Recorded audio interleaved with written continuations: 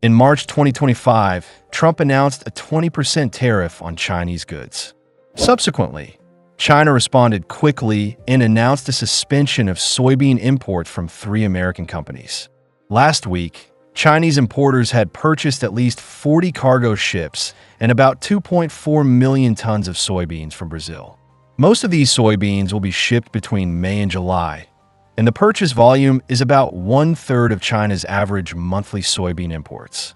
It is foreseeable that as this tariff war continues to heat up, China may further significantly reduce its soybean imports from the United States in the future, and Brazil has obviously become the biggest winner in this trade conflict.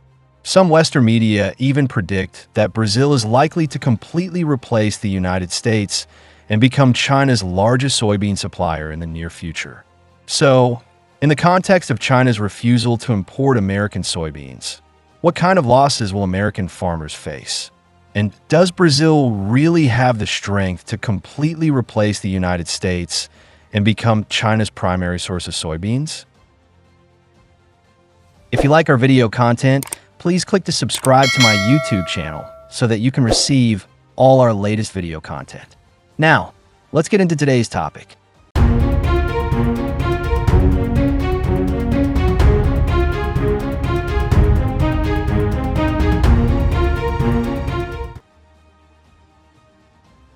When it comes to the United States, people often think of Silicon Valley chips, Wall Street capital, or Hollywood movies, but few people notice that the United States is actually the hidden champion of global agriculture. As far as I know, the United States has the largest amount of arable land in the world, with a total area of about 2.5 billion mu, and about 2.13 million people in the country are cultivating this land. Currently, 3 of the world's 4 largest grain traders are from the United States. However, the core topic we are focusing on today is American soybeans. Opening the U.S. agricultural map, we can see that the soybean planting area presents a clear, inverted U-shaped distribution, extending from Minnesota to Mississippi in the south, and then turning east to North Carolina. This area is called the Soybean Belt by agricultural experts and covers 12 major agricultural states in the Midwest.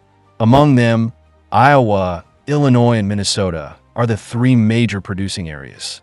In 2023, the annual soybean production in the United States reached 126 million tons, ranking second in the world.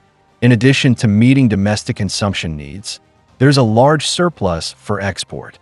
The main export markets for U.S. soybeans include Mexico, Japan, South Korea, and EU countries. Among them, 260,000 tons of soybeans were exported to Japan, and 5.8 million tons were exported to the EU. Of course, as the country with the largest grain consumption in the world, China has always been an important buyer of U.S. soybeans. During the peak export period, nearly 1/3 of U.S. soybeans were sold to the Chinese market. From 2003 to 2013, this period is known as the golden decade of Sino-U.S. soybean trade. During this decade, China's soybean imports increased from 16.9 million tons to 63.4 million tons, of which soybeans from the United States accounted for about 40% all year round. However, this is not the peak of U.S. soybean exports. The most glorious moment of U.S. soybeans came in 2016. That year, the U.S. soybean exports to China hit a record high of 36.1 million tons, with a total export value of $14 billion, accounting for 62% of the total U.S. soybean exports. If all this batch of soybeans were shipped, it would take about 750,000 ton cargo ships to complete. But the good times did not last long. With Trump taking office as president in 2018 and starting the trade war of his first term, soybeans unexpectedly became one of the focuses. The United States tried to hit China's economic development through trade wars and technology, while China took countermeasures against U.S. agricultural products.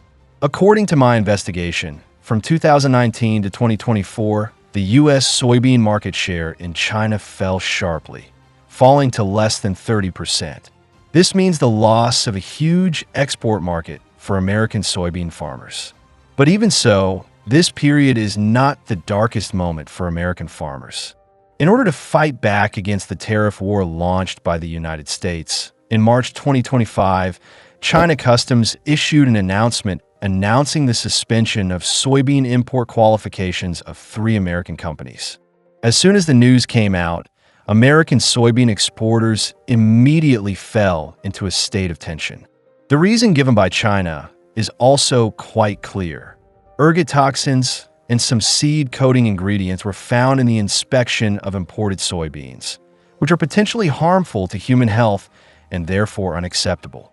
You know, the U.S. soybean industry is highly dependent on the Chinese market. According to statistics in 2024, China is the largest overseas buyer of U.S. soybeans, with purchases accounting for 52% of total exports. Today, China's decision to suspend imports is equivalent to a direct hit to the lifeline of American agriculture, putting the livelihoods of countless American farmers at risk. By 2025, as Trump continued to increase tariff pressure, China began to gradually reduce soybean imports from the United States and may even stop purchasing completely. According to the American Soybean Association, soybean exports to China are expected to plummet by 40% in 2025. 88 farms in the Midwest have filed for bankruptcy. In Illinois, Farmer Johnson did some calculations. This year's planting cost per acre has exceeded $600, but the income per acre is still hovering around $500. Even more ironic is that Trump's tariff policy, which claims to make America great again, has ultimately become a noose around the throats of soybean farmers. Of course, China has not been greatly affected by the suspension of imports of American soybeans because they have found an ideal alternative supplier, Brazil. Globally, Brazil is one of the largest soybean producers besides the United States. In 2024, Brazil's soybean production will reach 160 million tons, with a planting area of more than 38 million hectares, mainly concentrated in Mato Grosso, Parana, and Goiás. Brazil's terrain is very suitable for large-scale agricultural production. About 1/3 of the country is plains, with flat terrain and convenient mechanized operations. At the same time, its tropical and subtropical climate provides sufficient sunshine and rain for soybean growth, making the growth environment of crops particularly superior. In a global soybean export market, Brazil also occupies a pivotal position. In 2024, Brazil's soybean exports to China will be 3.5 times that of the United States, accounting for 76% of China's total soybean imports. This data highlights Brazil's key role in the Chinese market. It is expected that by 2025, Brazil's annual soybean production will exceed 180 million tons. It is worth mentioning that Brazil's soybean export season is highly consistent with China's peak soybean consumption. Therefore, when China gradually stopped importing American soybeans, Brazil was able to quickly fill the gap and ensure that China's soybean supply was not affected, almost completely replacing the role of the United States. In fact, from 2019 to 2024, China's soybean imports from Brazil have accounted for more than 70% of its total imports for many consecutive years. According to my investigation, since Trump imposed tariffs, Chinese soybean importers have begun to turn to Brazil for purchases. In the second week of April 2025, 40 giant cargo ships were loading about 2.4 million tons of golden soybeans at the port of Santos, Brazil, ready to set off for China. This scene kept American soybean growers on the Mississippi River awake all night. They had just lost a large order worth up to $1.1 billion. If it weren't for the trade war, the money should have been paid to them by Chinese buyers. It is worth mentioning that the 2.4 million tons of soybeans purchased by China this time were not purchased temporarily, but based on a long-term supply contract from May to July, cleverly avoiding the traditional peak sales season when new American beans are on the market. Some netizens even joked, "The harder the U.S. tariff stick is swung, the happier the cranes in Brazilian ports are turning." This is not an exaggeration. As early as 2023, China participated in the investment in the new terminal of Santos Port with a total amount of 4 billion yuan, and the terminal was officially put into operation at the end of March this year. The new facilities have shortened the transportation cycle of Brazilian soybeans from 45 days to 30 days, and the freight rate per ton has also been reduced by about 90 cents. More strategically significant is that China and Brazil are launching a cooperation model called Soybeans for infrastructure. Brazil uses the income from soybean exports to expand its domestic railway network, while China obtains a more efficient and stable food supply channel by participating in the construction. This mutually beneficial and win-win cooperation model directly breaks the U.S. fantasy of forcing China to make concessions by imposing tariffs. But what worries American farmers most is that the tariff war promoted by Trump clearly shows no signs of ending in the short term. Before this, China has always been an important support for the export income of American soybeans, and the Chinese market is vital to American agricultural products companies. However, most soybean growers and exporters have now become victims of this trade conflict. In addition to soybeans, corn is also one of the agricultural products with great import demand in China.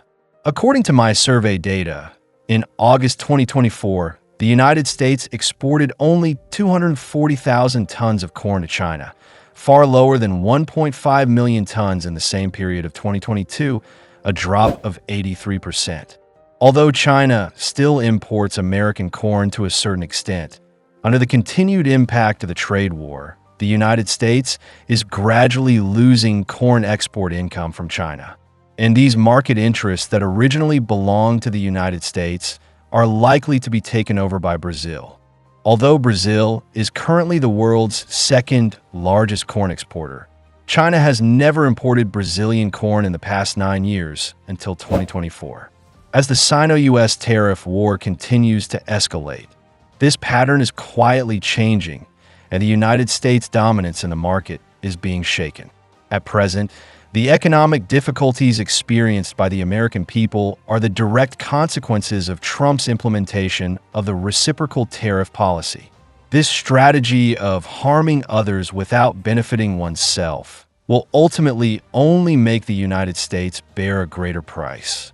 To not miss out on our future projects and news updates, please make sure you subscribe to our channel and turn on notifications. We will continue to provide you with more exciting and interesting content.